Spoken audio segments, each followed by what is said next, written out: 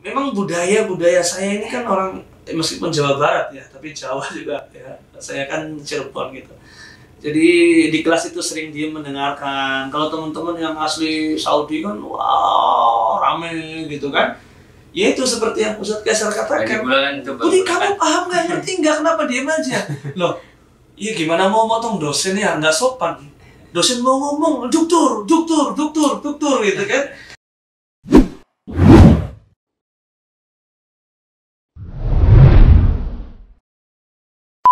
Mas Latif, Gimana, Mas? ini datang bulan berapa ya?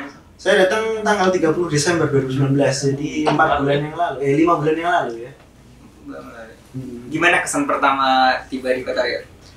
Kesan pertama waktu di bandara gitu kan, ternyata ini nggak bisa apa namanya, ya butuh waktu gitu untuk dicek macam-macam gitu kan, terutama scan sidik jari dulu gitu kan untuk pembuatan anti koma gitu. Awalnya saya nggak tahu sih, ternyata memang tujuannya untuk buat ikoma gitu kan. Ya biasa kita ngantri di line apa namanya untuk pendaftaran ikoma kayak gitu kan.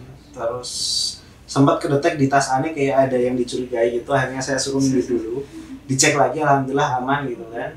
Terus sampai sini, terus habis itu keluar ke bandara udah ada Gowi sama Nahid yang jemput Ane gitu kan. Terus dari situ kita naik mobil dari bandara ke kampus. Ya kesan pertama ngelihatnya bersih sih kampusnya, alhamdulillah gitu kan, bersih terus rapi gitu kan. Cuma saya bingung gitu karena gedungnya sama semua gitu kan. Warnanya krim semua ya. Iya, warnanya keren semua gitu kan. Apalagi waktu paginya itu saya mau ke masjid itu tuh bingung gitu. Aduh, ini gedungnya sama semua, masjidnya di mana gitu kan. Tersasar. Iya, untung saya bawa map gitu kan, jadi pakai Google Map gitu, alhamdulillah apa namanya nggak kesasar gitu. Cuma bingung awal-awal hari-hari pertama di KSUS ini, apalagi di student housing itu mau kemana-mana bingung karena gedungnya sama semua gitu. Jadi aduh, ini kemana, ini jalannya lewat mana gitu kan. Kalau proses administrasinya sendiri gimana? Wah, Masya Allah itu. Jadi memang harus di sini tuh banyak ujian kesabaran gitu kan. Karena waktu itu saya datang pas liburan, jadi paling satu hari baru satu urusan kelar. Padahal banyak urusan kayak misalkan pendaftaran kamar gitu kan. Itu butuh waktu 1 hari gitu kan. Terus habis itu hari selanjutnya ngurus apa pendaftaran mahasiswa. Daftar mahasiswa nggak sekali 2 kali sampai 3 kali bahkan itu baru selesai urusannya gitu kan. Terus apalagi ngurus kartu mahasiswa itu beda urusan lagi gitu. Jadi kalau di total mungkin kalau tiap hari jalan sekitar 2 minggu lah. Itu mungkin terjadi karena waktu itu liburan ya, jadi agak lama gitu kan. Jadi staffnya sebagian pada libur, pada meliburkan diri atau cuti gitu kan. Jadi memang harus banyak sabar gitu. Tapi alhamdulillah Ana datang tanggal 30, tanggal 4-nya sama kampus diberangkatkan umroh kayak gitu. Alhamdulillah. Jadi 5 hari di KSU langsung bisa berangkat umroh itu. Jadi hadiah yang sangat luar biasa ya. Kalau dari Indonesia kan biayanya, tenaganya, iya, luar biasa. cutinya juga repot gitu ya. Kalau sini datang langsung. Jadi udah berapa kali nih? Iya, baru 1 kali. 1 kali terus habis itu dari umroh kita juga sempat mampir ke Madinah juga. Jadi total perjalanan kita itu yang awalnya rencananya cuma 3 hari jadi 1 minggu gitu kan. Rasa kesalnya sudah terobati ya. Iya. Ya alhamdulillah, pokoknya tujuan pertama pengen umroh alhamdulillah dikabulkan sama Allah gitu kan. Jadi ya pengalaman yang luar biasa, apalagi gratis. Dikasih uang saku lagi ketika berangkat umroh gitu kan sama ini. Alhamdulillah. Sama Minah Kalau ya. Ustadz Kaisar udah berapa tahun nih di Waduh, Riyadh? udah terlalu lama ya. Anda datang tahun 2012 bulan Februari. 8 tahun ya. Sudah 8 tahun. 8 tahun lebih sedikit. Tapi saya sudah selesai 1 kali ya, di diploma dulu itu kan selesai. Dan ya terus terang sudah masuk tantangan ya? Belum? Ya, tentang kesan-kesan di sini pertama. Ya terus terang kesan-kesan pertama kali ya satu hal dia berbeda ya. Banyak hal yang sangat tidak sesuai dengan di negara kita ya. Ya begitulah tadiatnya ke luar negeri, ya tetap akan berbeda. Jadi semua butuh proses yang lama. Karena dulu proses lama, terutama proses switch itu pindah ke diploma itu memakan waktu 3 bulan itu. Tapi waktu itu masih dulu masih ya diganti semua sih, dibayarkan mukafah sejak kedatangan beasiswa itu sejak kedatangan. Sekarang berdasarkan tas di registrasi ada ya sekarang aturan baru. Kalau dulu berdasarkan kedatangan, jadi 3 bulan itu lumayan ya diganti, langsung diganti dengan apa namanya, dengan beasiswa yang pada waktu 3 bulan sampai di sini. Ya terus terang agak shock juga melihat dengan budaya seperti tadi kuning, semua bangunan kuning begitu kan, tidak ada hijau-hijau. Kita terbiasa hidup di daerah yang hijau-hijau. Masih di gurun gitu ya. Kalau Ustadz Budi, apa yang waktu tiba di Arab Saudi ini, apa yang paling berkesan pertama kali, yang paling melekat gitu? Waktu itu saya datang bulan Januari ya, awal 2018. Berarti sudah berapa tahun? 2 tahun setengah ya, kurang. Iya, 2 tahun setengah kurang 1 bulan. Itu pas musim dingin. Jadi memang saat itu saya penasaran. Arab itu kan dikenal dengan cuaca yang panas gitu. Ya sempat dengar sih dingin-dingin, tapi ya paling-paling juga nggak dingin-dingin banget gitu kan. Ya, ternyata pas nyampe sini itu sampai 5 derajat, 0 gitu kan. Dingin banget ya Allah. Jadi memang Masya Allah ya, yang paling berkesan itu, dan teman-teman juga sangat care di sini. Teman-teman yang udah lama di sini, yang lebih dulu datang itu mengantarkan saya mulai dari proses ke jurusan ya, ke departemen, ke Kisem waktu itu kan di Mahat, kemudian ke rumah sakit ya, kemudian bolak-balik untuk foto, bikin kartu mahasiswa, bikin iqomah dan seterusnya. Alhamdulillah semuanya berjalan dengan lancar dan Masya Allah semuanya welcome ya. Mudah-mudahan budaya ini terus berlanjut ya sampai betul. Sampai kedepannya gitu. Artinya kita juga kan ya saling membantu kepada sesama teman yang memang baru datang. Kalau bukan kita yang membantu, siapa lagi gitu.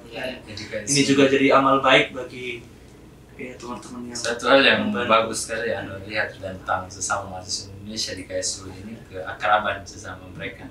Itu satu sama lain saling mengenal, terus saling membantu. Kalau ada yang baru dijemput, diuruskan ininya, ditemani mengurus ijraatnya, urusannya, sampai benar-benar selesai urusannya. Bahkan kadang-kadang lama pun di sini kalau minta ditemani ngurus registrasi itu, Masya Allah, itu keakraban benar kata Ustaz Budi. Kita harus tetap jaga itu sampai pada pertahankan sampai generasi yang berikutnya. Ustaz Kaiza selama 8 tahun di sini, kira-kira hal yang terberat Ustaz Kaiza hadapi selama 8 tahun itu apa hidup? Yang paling pertama sekali mungkin saya stressing di sini ke shock budaya, kekagetan budaya kita terhadap. bukan jauh dari keluarga, bukan ya? Pertama sekali kan saya belum kawin, belum nikah waktu datang ke sini ya. Jadi dan kami ya biasa kalau merantau ya biasa. Cuma perbedaan budaya itu loh mungkin hal yang membuat kita kaget ya, kaget sekali, bukan kaget banget. Karena di sini kita terbiasa dengan satu budaya dan di sini satu budaya, dan menyesuaikan itu perlu proses yang lama. Dan padahal antum di Makassar kan mohon maaf ya agak keras juga ya. Apalagi yang orang Jawa misalnya Nun Sewu gitu. Ya, di Indonesia mungkin kita bilang Makassar, Sumatera atau Medan itu kasar, tapi masih lebih boleh lah kita katakan di sini masih lebih. Dan banyak hal yang artinya itu kan kalau negara-negara Eropa itu kan ada istilah CCU itu, cross cultural understanding, itu sebelum belajar ke negaranya. Tapi kan di sini nggak ada itu. Jadi pemahaman lintas budaya gitu yang diajarkan sebelum memasuki negara.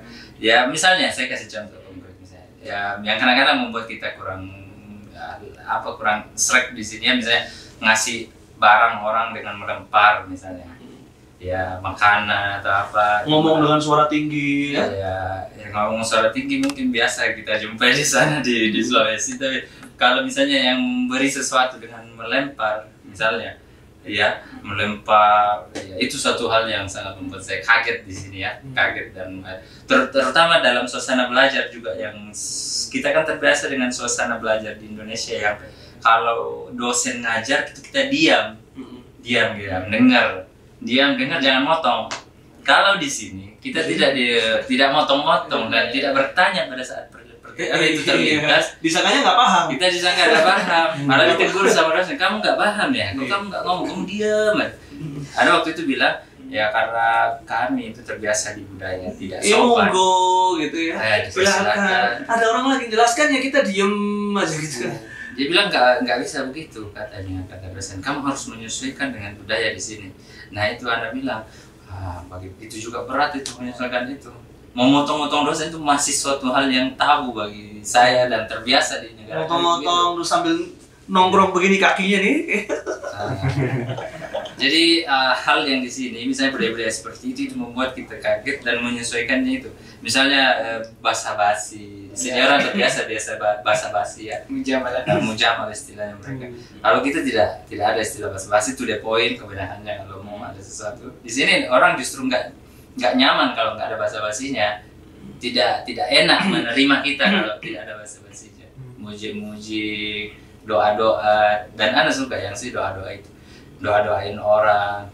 Nah itu budayanya orang di sini yang kita perlu, bagi yang mau daftar di sini setidaknya harus sedikit ada ini. Harus tahu culture-nya dulu ya. Teman-teman kita kan banyak nyangka bahwa di sini itu mirip-mirip kan sesama negara Islam, sesama kaum muslimin.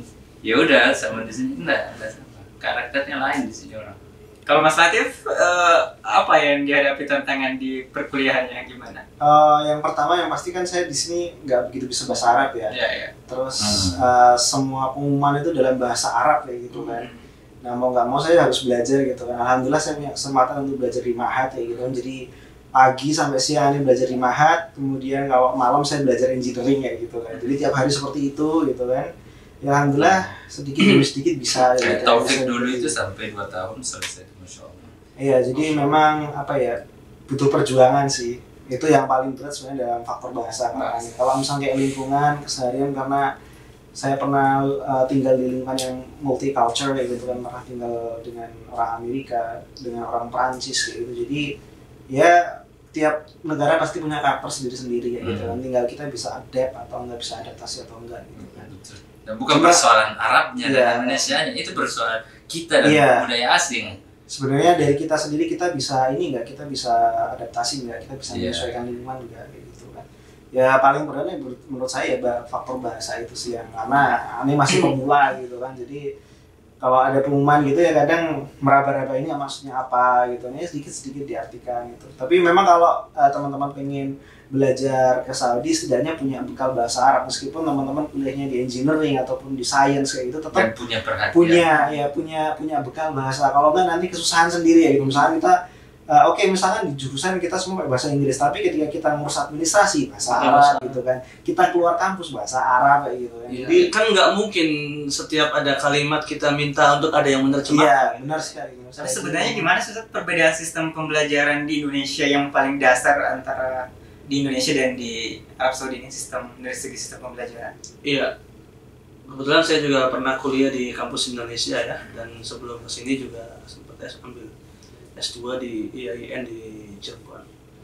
Artinya kalau pembelajaran yang paling mendasar di sini, saya akui bahwa nilai yang kita dapatkan itu adalah betul-betul nilai hasil kita.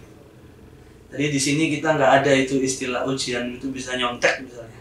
Bisa lihat itu, jangan harap kita bisa nengok kanan kiri udah langsung kholas wassalam gitu kan. Jadi memang di sini betul-betul ya nilai dan ujian itu adalah hasil murni dari kita. Kemudian yang kedua tentang sistem perkuliahan, memang masya Allah dosen-dosen di sini kalau kita melihat dari jadwal pelatihan itu sangat padat sekali, dari Idaratul Jaudah wa Tatwir atau Idaratul Tatwir wal Jaudah itu. Mereka ada pelatihan-pelatihan, jadi dosen itu nggak ada yang nggak bisa menggunakan teknologi pendidikan. Semuanya harus bisa presentasi, semuanya harus bisa menggunakan proyektor ya, semuanya menggunakan sistem yang terkomputerisasi. Bahkan kita meskipun di sini kuliah offline ya, kuliah tatap muka, tapi dengan sistem yang ta'lim al-mudmaj, yaitu menggabungkan antara online dan offline. Jadi kita setiap mahasiswa diberikan akses ke website ya, ke portal, ke Educate. Lalu kemudian kita di situ ada pilihan mata kuliah yang kita ambil.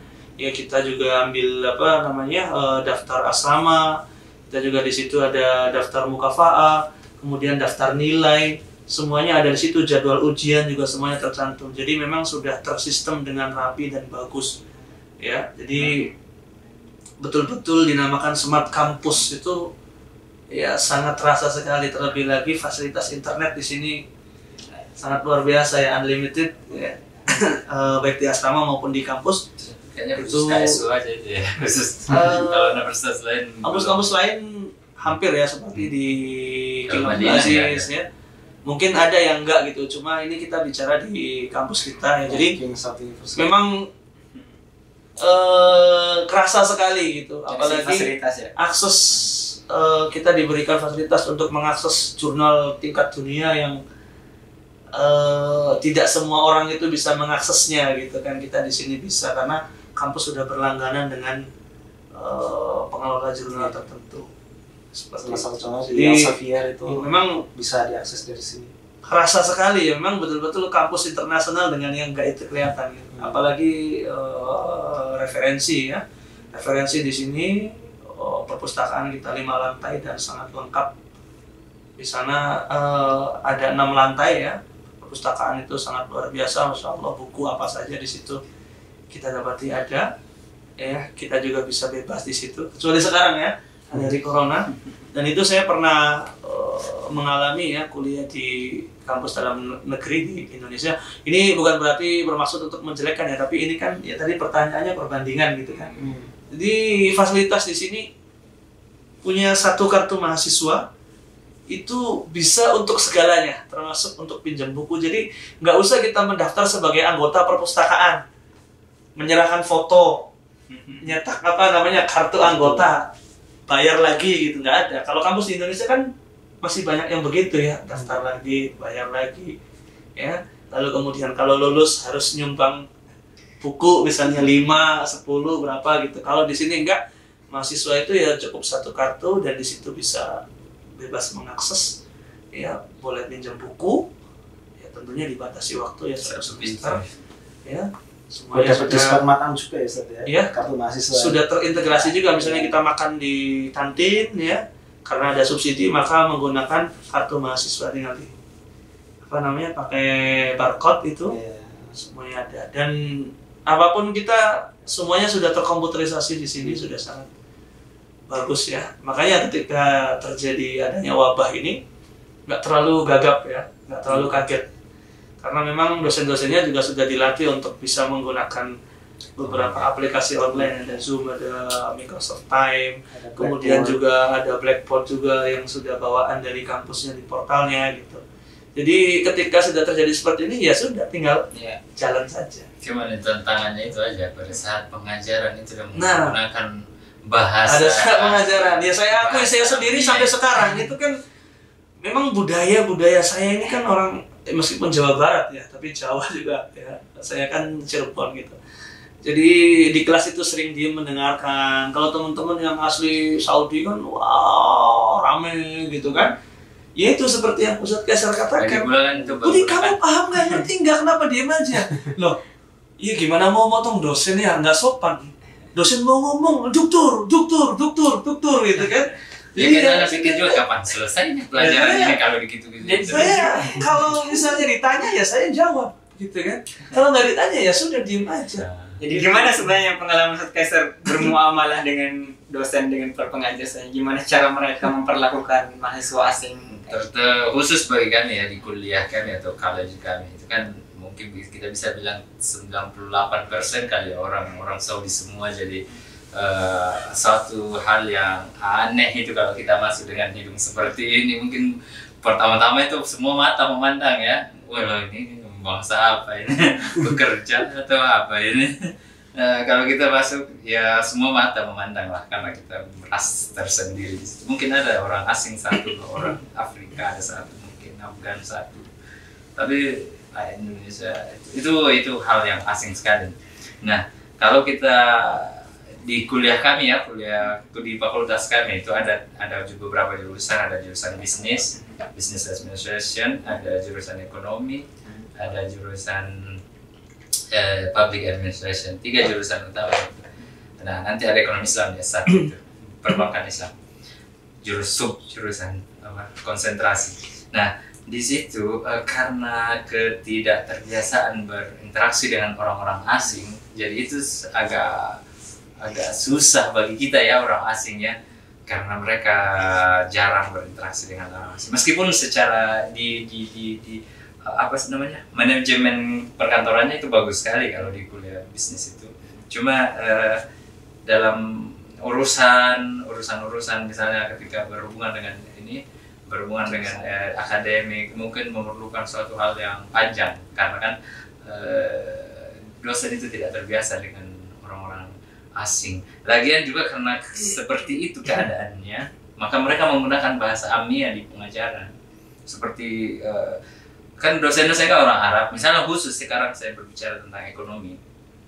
Di ekonomi itu kan dosen Arab semua, Tunis ada, Irak, Suriah ada, Saudi ada, Syria, semua macam-macam ada semua.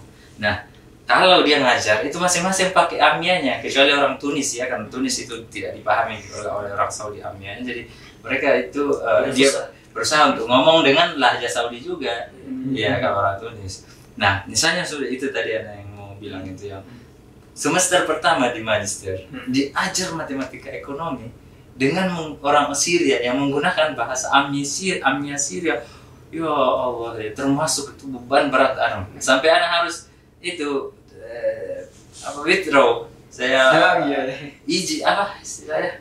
saya postpone itu, dia drop itu mata kuliah ya, karena cuti mata kuliah. Karena waktu itu belum bisa cuti mata kuliah, jadi cuti semester aja sekaligus ya. Karena berat. Pertama kali di magister dengan lahja kental Syria itu, ya, dialek kental Syria diajar dengan matematika. Waduh, enggak, ujian nilainya rendah. Nah, waktu itu memang karena contohnya Syria kan tidak mengungkapkan qaf itu dengan qaf. Dia mengganti dengan hamzah seperti orang Mesir, dan cepat ngomongnya dan bawaannya, karakternya beda. Kalau dosen kan sini kan tidak, kalau kita kan itu kan sabaran biasanya sampai kita paham, ditanya, ditunggu sampai benar-benar paham. Kalau dia tidak, kalau kita nggak nanya, nggak motong ya terus-terusan gitu. Jadi misalnya, kalau contohnya bilang ilu, paham telinga, nanti keluar lagi dari apa telinga tadi ilu. Oh, ilaihi, dia bilang ilu. Ilaihi itu pada lihat aja orang Syria, misalnya dia bilang apa macam-macam lah, pokoknya yang kaf itu semua diganti dengan hamzah, yang ilu brutal. Pokoknya diganti semua dengan mustalah ekonomi dan matematika. La ilaha illallah, satu tantangan berat. Anak dipanggil, nilai kamu rendah sekali, bagaimana ini, kata dia. Waduh, saya tidak bisa bantu kamu, saya bukan yayasan sosial bisa bantu kamu. Ya udah, kamu aja drop aja mata kuliahnya, kamu batalkan aja mata kuliahnya. Ya udah, ada batal sampai selesai karena diajar, sampai tinggal satu ujian akhir. Yang penting kamu jangan ikut ujian akhir, ikut aja sama saya sampai selesai. Ikut sampai selesai. Cari anak bawang ya. Nah, di situ. Tapi kalau ada kasus kejadian berulang, karena saya masih ada Indonesia saya, jadi sifat hormat itu masih ada. Ada satu bangsa lain, ya, kasusnya berulang seperti kasus saya, diterima dengan tidak tahu bahasa Arab. Dia dari Pakistan, yang sebut saya negaranya. Tapi waktu itu orang Pakistan kan tidak sabaran. Pas datang, dia pulang, dia pergi ditransfer juga ke Mahat. Setelah selesai dia tidak bisa karena dia tidak kejar itu di luar bergaul atau berinteraksi. Diajar dengan Ammiyah tidak bisa, langsung pertama kali kelasnya masuk langsung dia keluar, menyerah gitu. Saya tidak paham apapun yang dia bilang, kata dosen-dosen itu tadi, nggak tahu ngomong apa, keluar ya. Setelah datang ketemu dengan musyrif jurusan, kamu ini musyrif Dirasatullah di jurusan, kamu kemana aja? Ya kamu kok nggak ada pernah muncul-muncul. Oh, langsung kalau orang Pakistan itu dibalas ya. Kau yang transfer saya ke, dibalas dengan kata kasar. Kau yang transfer saya ke Mahat Luko, kau tidak tahu keadaan saya dan kau marah-marah mencari saya sekarang. Begini akhlak dosen kan? Tidak mencerminkan akhlak dosen, kata dia. Harusnya kau yang paham keadaan saya sekarang gimana. Singkat cerita orang itu pulang dan tidak bisa bertahan di sini. Karena ada sih kelebihan yang anak mau pertahankan di sini ya karena bisa belajar Islam, masyarakat di masjid itu yang ada mau pertahankan. Kalau secara penelitian mirip, secara pengajaran mirip kita. Tapi kata Ustaz Budi betul tadi itu bahwa dosen betul-betul iktimat kepada nilai. Nilai kita itu tidak sangat sakral sekali. Objektif gitu ya. Ujian itu sangat sakral sekali di sini. Objektif sekali. Dan tidak bisa di lobby nilai itu kecuali mungkin pada kondisi yang sangat darurat sekali ya. Aduh berat itu. Berat. Kadang-kadang kalau kita di Indonesia kan udahlah dosen tuh kasihan gitu. Ya, lulus. Di sini aduh nilai itu ampun. Mas Latif udah punya teman orang Arab? Ada, alhamdulillah. Gimana beberapa pertemanan dengan orang Arab itu? Kebetulan kalau di mechanical engineering gitu kan, orang-orang Arabnya pada pintar bahasa Inggris gitu kan. Cuma kadang mereka juga ngobrol dengan sama mereka dengan lahja amiyah gitu kan. Ya saya dikit-dikit ngerti gitu kan. Karena mereka sering interaksi gitu kan. Juga kadang ngomong bahasa Arab ke mereka gitu kan. Ya, termasuk untuk latihan aneh juga bahasa Arab gitu kan. Jadi alhamdulillah mereka sebenarnya baik-baik orangnya tuh, maksudnya mau saling membantu kayak gitu kan. Komunikasi juga lancar. Kalau misalnya saya nggak paham gitu mereka ngomong apa, mereka jelasin pakai bahasa Inggris gitu kan. Karena kalau di kuliah handasa ini kan rata-rata para pekerja ya, jadi mereka yang pada siang harinya itu bekerja di perusahaan atau di lembaga pemerintah gitu kan. Kan di kelasannya ada 5 mahasiswa biasanya. Jadi sebagian besar adalah orang Saudi ya gitu kan, siang mereka kerja.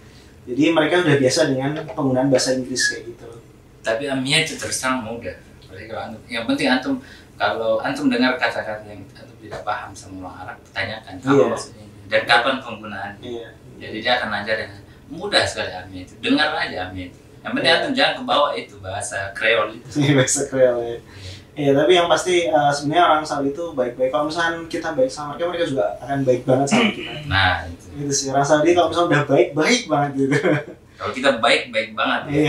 Iya. Kalau kita jahat, tapi dia ada kultur lagi. yang kita agak susah untuk mengejarnya ya. Mereka kan biasa hidup malam hari. Ya benar. Sampai pagi itu kadang-kadang saya susah untuk mengikuti diskusi teman sekelas itu. Misalnya diskusi menghadapi ujian ini, apa saja yang dibahas itu sering tertinggal. Karena jam 1 malam mulai diskusi sampai jam 3 gitu kan. Ya gimana mau ikut, kitanya udah terlelap tidur. Iya.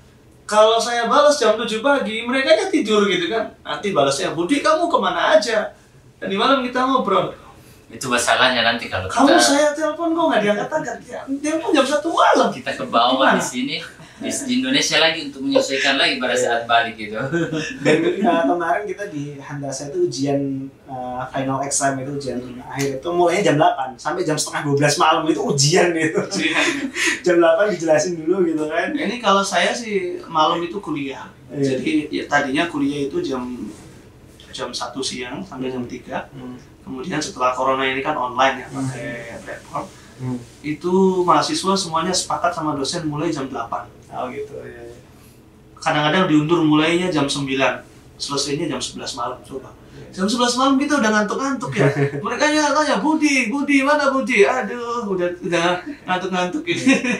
Kalau di handasa memang ini, memang mulainya malam sih, pada maghrib gitu selalu. Nah itu agak-agak pada maghrib. Kita keteteran. Emang gimana sih semangat belajar orang-orang Saudi atau gimana di sini? Iya. Mungkin tiap jenjang pendidikan berbeda-beda ya. Kalau saya kan banyak yang PNS dan mereka rata-rata guru gitu. Jadi mungkin agak disiplin sedikit seperti itu. Tapi di sini itu ada kultur, ada budaya. Namanya kuliah tuh nggak bawa tas gendong. Gitu. Ketika saya bawa tas gendong tuh pada aneh, kok orang bawa tas gendong kayak mau mudik aja mungkin gitu kan, kayak mau pergi-pergi gitu ya. Jadi kuliah itu bawa tas tenteng atau bawa buku aja satu gitu kan, apa kayak modelnya binder apa gitu ya, buku jadi bawa udah. Jadi nggak ada yang bawa tas gendong, ya sangat jarang lah. Ada yang cuma bawa satu lembar kertas doang. Iya. Di handasa kayak gitu. Cuma kalau orang karakter belajarnya orang Saudi itu agak ini sih, mungkin kita kata ya, dia kebanyakan mereka kan kerja, jadi untuk semangat belajar tidak terlalu seperti yang mahasiswa asing atau yang memang betul-betul belum kerja. dan semangat kasat, tapi kelebihannya di suatu sisi itu mereka itu suka sekali membantu teman-temannya yang kuliah, misalnya sesama teman kelas, gimana cara membantunya, apa yang dia tidak paham, dia benar-benar mau mengajar orang. Apalagi kalau misalnya kita orang asing satu-satunya di situ, kamu paham apa yang kamu nggak paham, kapan kita belajar bersama gitu. Belajar bersama, mereka suka belajar bersama. Ngajak dulu aja di kafe, ayo kita belajar bersama di kafe, Di gurunya di bar gitu kan. iya, ngobrol-ngobrol. Maka Suka mereka itu. Tapi orang Saudi itu ya itu tadi, nilai itu dikejar banget. Bagaimana caranya mengejar nilai tinggi, itu aja. Karena memang juga terkait dengan karir mereka nanti. Iya. Kalau Mumtaz itu nanti akan menunjang karir, karena ijazah di Saudi itu disebutkan di situ nilainya berapa gitu. Beda dengan di kita gitu kan. Jadi ini juga mungkin barangkali informasi ya teman-teman di tanah air. Jadi ijazah di Saudi itu fulan misalnya dia dapat nilai Mumtaz itu ditulis. Jadi sampai kapanpun kalau lihat ijazah itu terkenang. Misalnya kita kalau pekerjaan nilainya berapa itu ya di itu Satu aja masih gitu ya? ijazahnya Satu ada. Ya. S1 masih ditranskrip nilai, kalau di UGM Kalau ya A, B, C, D. Kalau S2 S3 kayaknya enggak di Saudi, di KSU. Ada Apa ya? nilai Mumtaz apanya ada. Nilai itunya, dan ijazah di Saudi itu nggak ada fotonya ya, nggak ada fotonya, nama aja. Kayaknya Dan kasus bukan coba di Saudi, dan negara Eropa juga kebanyakan. yang menandatangani bukan rektor ya, jadi rektor itu nggak sampai nanda tangan ke ijazah, cukup ke Bagian registrasi. bagian registrasi pendaftaran ya. Ya, mungkin itu satu perbedaan budaya dengan Indonesia. Kita kalau ijazah itu sakral sekali. Rektornya Rektor. tanda tangan ya. Wisuda melewati prosesi wisuda, harus ikut bawa keluarga. Kalau di sini terima ijazah ya udah. Tapi sebenarnya budaya itu bukan cuma di Arab juga, di Eropa juga begitu. Masya Allah, udah terus sudah berapa lama kita ini? Sudah 3 jam. Pak Ketua BPM ini udah berapa lama obrolan kita nih? Ketua BPMI udah ngantek. Udah berapa lama ini? Udah berapa jam? Ya 2 jam lebih nih. 2 jam, hampir 3 jam ya? 3 jam. Baik, Ustaz, mungkin kita tutup insya Allah dengan Closing statement. Ya, closing statement. Semacam apa ya? Apa setelah kita tutup dengan semacam rencana ke depan gitu? Semacam apa? Ke depan siapa ini? Kita masing-masing gitu. Iya, ya. Rencana apa setelah master? Ini kan sudah setelah program master ini rencananya di mana? Mungkin lanjut doktoral di mana? Apa kamu keluar Saudi atau kamu balik ke Indonesia? Cita-cita lah. Ya, apalah yang mau dicapai lah setelah master ini ke depannya. Ya, jangka pendek lah. Siapa dulu nih? Saya. Bisa, silakan sendiri. Iya, kalau rencana saya sih mudah-mudahan ini cepat selesai ya masternya, karena cukup memeras tenaga juga. Kalau sudah selesai, insya Allah nanti pulang ke tanah air ya kita sudah saatnya mengabdi untuk umat dan umat. Ya. Nggak langsung lanjut doktoral. Ya, mudah-mudahan Allah berikan kesempatan. Cuma saya pikir kalau langsung lanjut energi dan waktunya ya nanti bisa kapan-kapan lah, bisa nanti barangkali pilih yang di Indonesia, karena saya juga usia udah di atas 30 ya, sementara banyak yang harus dilakukan di tanah air ya, barangkali untuk adik-adik aja ini yang masih muda ya tetap terus semangat, dan teman-teman di Indonesia yang ingin daftar ya, tapi ini juga belum tahu sih, kalau Allah takdirkan lanjut doktoral ya syukur-syukur bisa lanjut ya. Kalaupun enggak nanti akan pulang ke tanah air dan sudah saatnya mengabdi ya, untuk tanah air ya, tentunya sesuai dengan apa yang saya geluti saat ini dalam bidang pendidikan ya, paling-paling nanti nggak jauh dari bidang pendidikan lagi ketika saya pulang, insya Allah. Masya Allah. Semoga siapa sami. Kaisar. Sebenarnya ya satu yang harus kita akui, kendala dan tantangan kalau orang kuliah di Saudi itu, dia berpikir setelah selesai dia pulang mau jadi apa, karena dia terbiasa di sini dengan fasilitas yang lumayan tersedia dalam segala hal. Banyak hal yang kita terbiasa hidup, maaf ya, mungkin kita katakan mental gratis di sini, gratisan ya, semua serba dibantu, dibuat. Nah, kadang-kadang itu mengamputasi kreativitas kita. ketika kita pulang nanti kita mau bikin apa, dan itu kekhawatiran yang banyak terbersit di teman-teman. Pernah dulu pertemuan mahasiswa Saudi ya, pas sarjana Saudi juga dikemukakan hal itu, bahwa kekhawatiran kita itu sebagai mahasiswa Saudi itu paling besar adalah nanti ketika kita pulang mau jadi apa. Tapi meskipun sebenarnya tidak, itu hanya kekhawatiran saja. Ya, rezeki itu urusan Allah. Sebenarnya banyak teman-teman kita kan pada pulang mengisi, ada yang pulang langsung jadi dosen, ada yang pulang jadi ini, jadi itu, jadi macam-macam. Tapi kalau anak sendiri ya, sebelum anak kasih tahu apa target anak sendiri, di sini di Saudi ini satu juga hal yang perlu kita pahami dan orang lain juga harus paham yang mau kuliah di sini. Di sini itu tidak ada istilah analisis opportunity cost kalau dalam istilah ekonomi.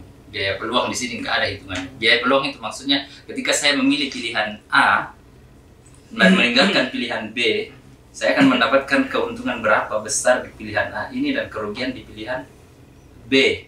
Jadi selisih yang terpaut, misalnya saya memilih untuk bekerja, saya memilih untuk kuliah di sini dan meninggalkan kerja di Indonesia, itu selisih berapa gaji yang saya tinggalkan dan saya dapatkan beasiswa di sini, dan dari segi waktu, pengorbanan, itu selisihnya nanti itu namanya biaya opportunity cost.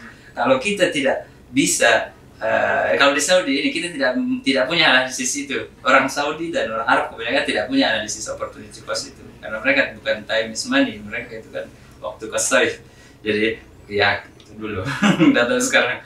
Tapi yang jelas tidak ada. Jadi jangan terlalu berpikir bahwa di sini akan, maksudnya jangan di sini terlalu berpikir ideal dengan saya 4 tahun menyelesaikan ini dan saya sekian. Tidak terlalu ini. Soalnya di sini agak fleksibel itu. Waktunya itu sangat memolor itu dari gini-gini. Akhirnya sampai selesai bertahun. Contoh anak sudah 8 tahun di sini. Nah, nanti satu saat insya Allah anak punya target untuk menjadi seorang akademisi. Pulang tutur. Insya Allah semoga Allah memudahkan, dan untuk lanjutnya di mana saja. Yang penting bisa di sini atau di mana. Tapi kata Ustaz Budi itu sering ingat kata-katanya, ya di umur seperti ini harus kita gunakan juga sih produktif. Ya, untuk negara kita, untuk di Indonesia. Kontribusi lah ya. Karena kita mau selesai doktor, mau lanjut doktor, tapi kepikiran di sini waktunya yang terlalu lama itu nanti. S2 nya 8 tahun belum selesai. Siapa? Dan rata-rata masih dirasa Islamnya itu rata-rata 8 tahun itu. S3 nya 8 tahun lagi, 16 tahun. Pulang-pulang usia udah 45. Pensiun lah. Nah itu juga salahnya. Ya kalau di sini kendalanya seperti itu, sekaligus sebagai motivasi. Tapi kecuali kalau di sini mungkin kita bisa melakukan hal-hal yang bermanfaat juga. Iya mungkin. Yang jelas sih hidup adalah pilihan. Dan kita harus siap untuk menentukan pilihan itu. Kalau kita milih untuk di sini sampai selesai doktor dan itu bermanfaat bagi diri kita, ya kita jalankan. Kalau kita pilih di Indonesia dan itu bermanfaat bagi kita, ya kita jalankan. Cuma kalau pulang ke Indonesia, itu kan istilah dulu, itu ada istilah dulu orang bilang istilah cuci ijazah. Kalau di Indonesia itu kan biarpun bagaimana, kalau lulusan luar negeri dibanding dalam negeri itu masih lebih tinggi ratingnya orang lulusan luar negeri. Biasanya orang itu mengambil pendidikan terakhir dari rating yang paling tinggi, itu istilah bahasa orang bilang cuci ijazah. Jadi ijazahnya mungkin yang bukan dari kelas university yang bergengsi, tapi pas nanti lanjut S2 atau S3 dia cari rating yang lebih tinggi, kan orang biasa menilai atau mempublikasi universitas atau institusi terakhirnya. Jadi sebaiknya, bagi saran saya juga bagi teman-teman sebaiknya tidak mengambil pendidikan tertinggi di dalam negeri, mungkin dalam negeri S1 atau apa gitu, atau mungkin ambil S2 kembali lagi ke S3 ke luar negeri, misalnya di sini S1, S2 dalam negeri, kemudian S3 lagi di luar negeri gitu. Apalagi sekarang kebijakan pendidikan kayak teman saya itu kuliah di dosen di Unhas, dia S1, S2, S3 di Unhas, dosen di Unhas, dan sekarang disuruh untuk kuliah at least 1 tahun di luar negeri. Disuruh untuk pergi cari postgraduate diploma ke apa. Ya itu suatu hal yang merupakan pilihan ya. Insya Allah semua Allah yaktub khair. Allah yaktub khair. Mas Latif. Ya, jadi kalau saya sendiri rencana ke depan memang karena saya seorang peneliti gitu ya, seorang peneliti, jadi peneliti yang digaji oleh negara kayak gitu kan. Maka mau nggak mau peneliti itu sekarang minimal S2. Jadi sebenarnya saya ini kan masih S1, jadi harus lulus S2 dulu gitu kan. Karena syarat peneliti yang sekarang ini, baik itu di LIPI, di Batan, atau di LAPAN, atau di lembaga penelitian yang lain yang di bawah naungan negara, itu ya, istilahnya pegawai negeri sipil gitu kan, memang sekarang syaratnya adalah yang pertama S2 gitu.